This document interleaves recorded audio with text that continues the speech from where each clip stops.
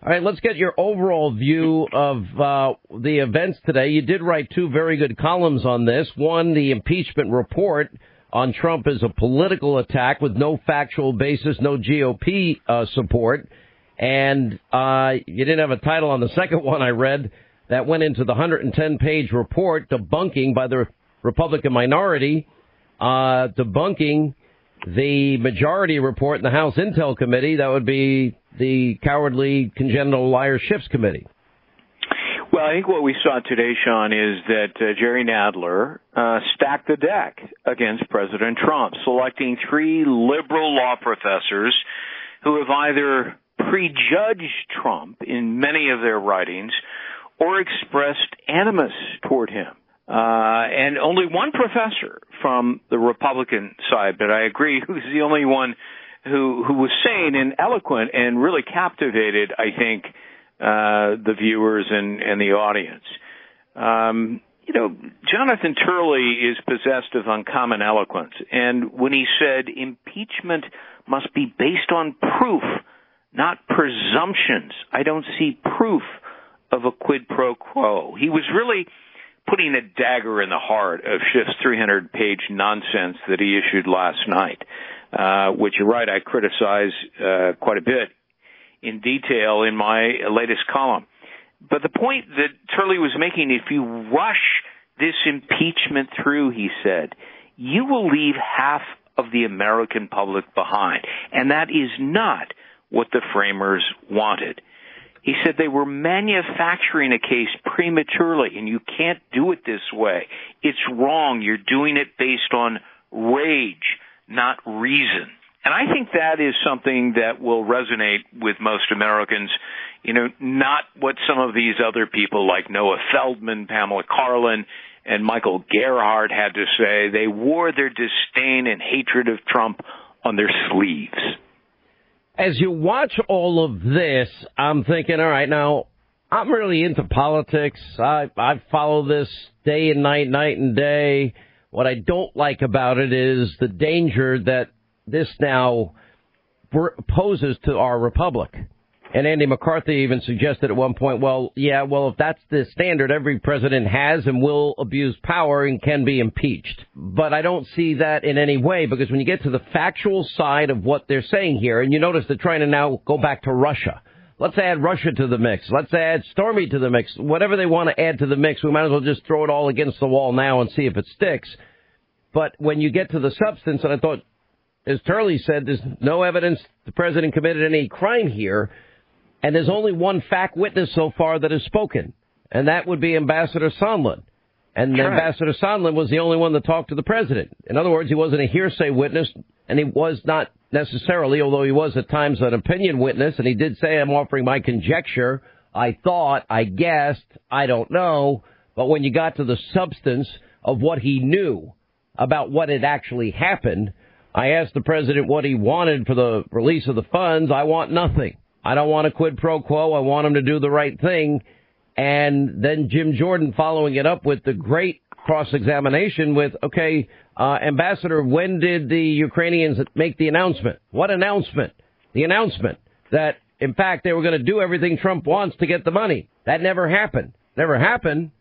Never made an announcement. Did they get the money? Yes, they got the money, but they made no announcement. They did nothing. So how do you get to where they are? You make it up. And that's exactly what Adam Schiff has done. He did it first with a faux whistleblower. He's not a whistleblower under the law, according to the determination of the Department of Justice. And then, he contorted the facts. I thought it was striking yesterday when, he said the impeachment inquiry uncovered overwhelming and uncontested evidence against the president. It's not overwhelming. If it were, then Republicans in Congress and Americans at large would be so persuaded, and they are not. The evidence was conspicuously underwhelming. And he also said, it's uncontested evidence. That's demonstrably false. The Republican report itself consumes 110 pages contesting the alleged evidence.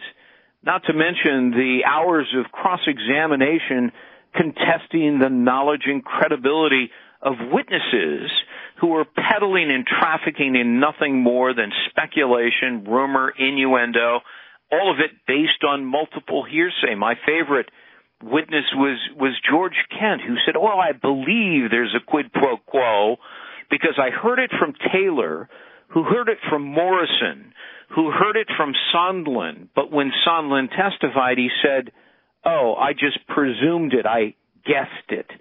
This isn't evidence. You don't remove a president based on a guess. This is garbage. And in a court of law, it would never be allowed. Let's go and move on. Our colleague and friend John Solomon has the 10 most important revelations to expect from the FISA abuse report expected Monday from the Inspector General. He goes on to say the scope of the failure and misconduct, identifying almost a dozen mistakes, acts of misconduct ranging from really serious offenses like altering government documents and failing to provide the court's evidence and information as required under the FISA process. That would be a crime for any of us. Number two, exculpatory evidence that would be withheld, derogatory information about informant Christopher Steele. They said they're unaware of it. That turns out to be a lie because, in fact, we were warned by Great Britain, among others. The news leaks as evidence, the circular reporting we talk so much about, the verification under the Woods procedures that the FBI had been required to certify to the FISA court all information submitted in a warrant was verified. This is now unverifiable. The Steele dossier being used when, again, none of it was verified. What investigators learned from Steele, the bias, the intent, the incompetence, the criminal referrals, disciplinary actions, et cetera, et cetera. But he doesn't have the power to, as we know, he's made referrals against Comey and McCabe for lying. Nothing happened. But the real power would be in the hands then of John Durham, wouldn't it? Absolutely. And in fact, in my book, Witch Hunt, Chapter 3, I lay out, it's called Lion and Spine, I lay out all of the lies that were perpetrated on the FISA court judges. Vital evidence was concealed, exculpatory evidence was withheld, and they deliberately lied to them. The biggest lie was that this was verified information when, in fact, none of it was verified information. But the early reporting about the FISA report that I think is encouraging is that the Attorney General, William Barr, disputes Horowitz's notion that the investigation that was launched against Trump in July of 2016 was justified. Barr thinks that's nonsense, according to the reporting, and he would know because he is informed by the evidence that's been developed by U.S. Attorney John Durham, who has far greater authority to subpoena witnesses, present evidence to a grand jury, solicit documents beyond the Department of Justice. And so, this is simply going to be the first step, the IG report coming out next Monday, and then, of course, Horowitz's testimony on Wednesday. But the most important aspect of this is John Durham's forthcoming report. He has one. Well, he has the power to convene a grand jury, and he has the power to indict, and then, of course, you'd see people arrested, hopefully, and held accountable for these actions. All right, stay right there. All right, as we continue, Gregg Jarrett. I watched today, and it's sad what's happening, but I don't see anything except political damage and wreckage for the Democrats and what they are putting the country through yet again, and this is all they've done for 3 years. Oh, I agree wholeheartedly. And here we are today debating what legal scholars have debated for 200 years, what the framers intended when they devised the impeachment clause in the Constitution. What's the precise meaning of that phrase, treason, bribery, high crimes, and misdemeanors? Is it strictly criminal conduct or an expansive interpretation that's unconstrained by statutory definitions? And you saw Turley arguing with or disagreeing with three other law professors. But one thing's for sure. The framers were imprecise.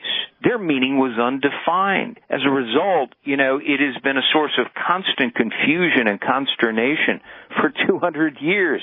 And it will be so for the next 200 years. That's very optimistic. We get more of this crap. All right, Gregg Jarrett, thank you.